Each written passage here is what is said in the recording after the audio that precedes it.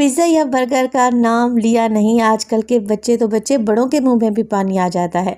और अगर आपके बच्चे भी बर्गर खाने के शौकीन हैं ना, तो बाहर से महंगे दामों ऑर्डर करने की बजाय बर्गर की A1 रेसिपी देने लगी हूँ आपको।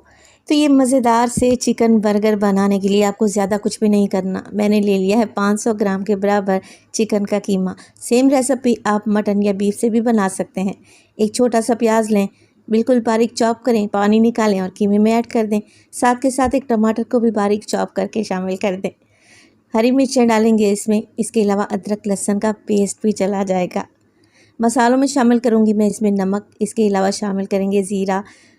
तो इसे मैंने मोटा मोटा सा कूट लिया था। घर का पिसा हुआ खुशबूदार गरम मसाला और मोटी कुटी हुई लाल मिर्च। मोटा कूटा हुआ धनिया भी इसमें ऐड कर दूंगी। धनिया की मिकदार कुछ ज़्यादा ही जाएगी। पिसी हुई लाल मिर्च डालेंगे और डालेंगे इसमें बेसन।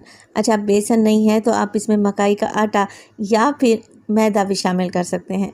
2 अंडे लें, अच्छे तरीके से फेंट लें, हल्का सा इन्हें फ्राई करें और छोटे छोटे टुकड़ों में तोड़ लें।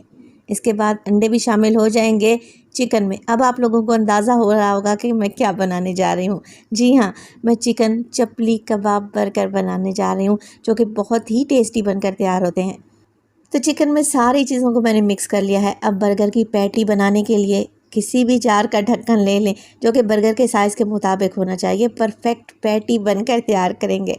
अच्छा, जार का ढक्कन मैंने लगा दिया है किसी साफ़ सुथरे शॉपर के अंदर। हल्का सा ऑयल लगाएं, शॉपर को ग्रीस करें और फिर इसमें चपली कबाब का मिक्सचर भर दें। तो ये मज़ेदार सा चिकन चपली कबाब बर्गर आपको किसी भी फूड पॉइंट से नहीं मिलेगा, घर में बनाना पड़ेगा। तो थोड़े से चिकन से आप ढेर सारे बर्गर घर में ही बनाएं। बच्चों के साथ साथ बड़ों को भी सरप्राइज़ कर दें। तो इस तरीके से मैंने पैटियाँ तैयार कर ली हैं। अब कुछ भी नहीं करना, पैटी को फ्राई कर लेना है। चिकन बर्गर है, बनाने में देर ही कितनी लगती है। तो उलटते पलटते रहें और इस तरीके से पैटी कबाब को फ्राई कर लें। कबाब फ्राई हो जाए तो बर्गर बन पर मैंने ग्रीन चटनी लगा ली है, जिसे मैंने मायो में मिक्स करके रखा हुआ था। सैलेड लीव्स लगाएंगे, इसके अलावा प्याज के लच्छे, टमाटर के स्लाइस भी लगा दें। अब इसके ऊपर असेंबल कर देंगे हमारी बहुत ही मज़ेदार सी चटपटी चपली कबाब की पैटी।